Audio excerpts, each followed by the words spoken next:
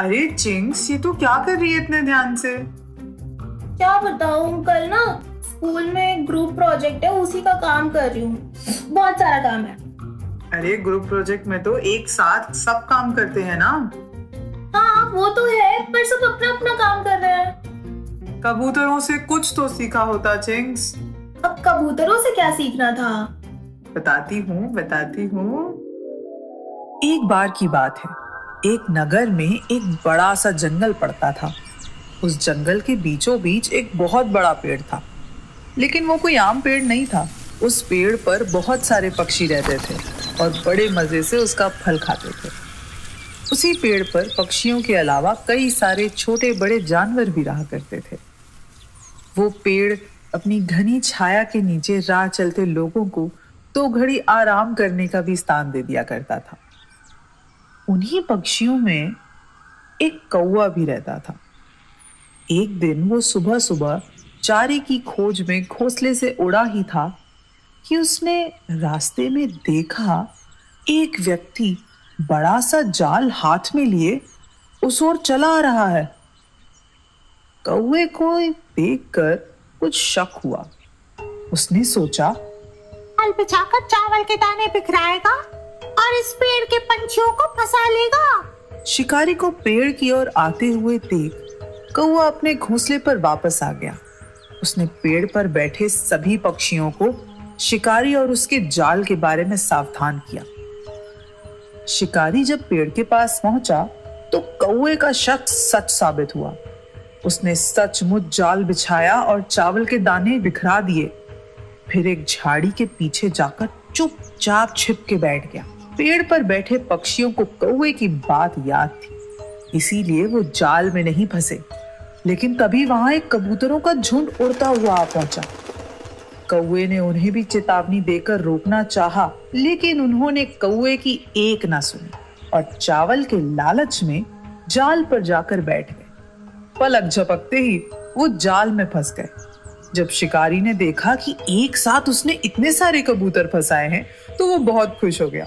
अपने ऊपर खतरा देखकर एक कबूतर ने अपने साथियों से कहा, देखो भाई, हम संकट में तो पड़ ही गए हैं, पर घबराने या परेशान होने से कोई फायदा नहीं होगा।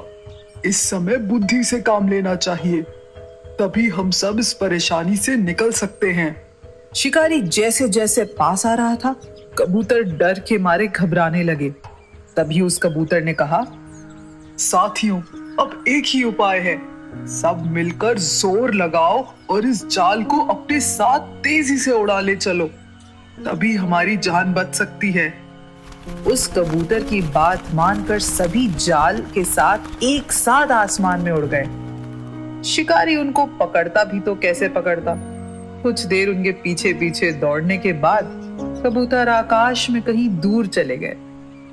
ये सब वो कौवा बड़ी देर से देख रहा था। वो अपने चारे की चिंता भूलकर कबूतरों के पीछे पीछे उड़ चला। यहाँ कबूतर उड़ते उड़ते अपने दोस्त चूहे के पास जा पहुंचे। चूहे के बिल के पास पहुंचते ही एक कबूतर ने आवाज लगाई, अरे भाई चूहे, जरा जल्दी आओ, हम बड़ी परेशानी में फंस गए हैं। अपने नाम की आवाज सुनकर चूहा अपने बिल से बाहर निकला और अपने दोस्तों को यूं जाल में फंसा देखकर चौंक गया। अरे मित्रों, ये सब क्या हो गया? कबूतर ने बताया, अरे भाई अब क्या बताएं, लालच के चक्कर में इस जाल में फंस गए हैं, कृपया हमारी मदद कर दो। चूहे ने अपने दोस्तों की मदद करने के लिए तुरंत ही जाल को कुतर के काट दिया और देखते ही देखते सारे कबूतर मुक्त हो गए और चूहे का धन्यवाद कर कर वापस आकाश में उड़ गए। इसीलिए कहती हूँ, एकता में ही शक्ति होती है। अगर वो कबूतर एक साथ ना उड़ते तो शिकारी उनका शिकार करने में सफल हो जाता। हाँ, अरे लेकिन उस कौवे का क्या हुआ जो पीछे पीछे आया था? सब कुछ आज ही जान लोगी क्या? और नहीं तो क्या। अरे मैं तो भूल ही गई थी, तुमने मुझे बाकी के तंत्रों के बारे में तो बताया नहीं। और आज की कहानी बाकी की कहानियों से कुछ अलग सी थी। हाँ, आज की जो तुमने कहानी सुनी वो बाकी की कहानियों से अलग इसीलिए थी क्योंकि आज की कहानी दूसरे तंत्र की है, यानी मित्र लाभ की है। अब मित्र लाभ क्या होता है?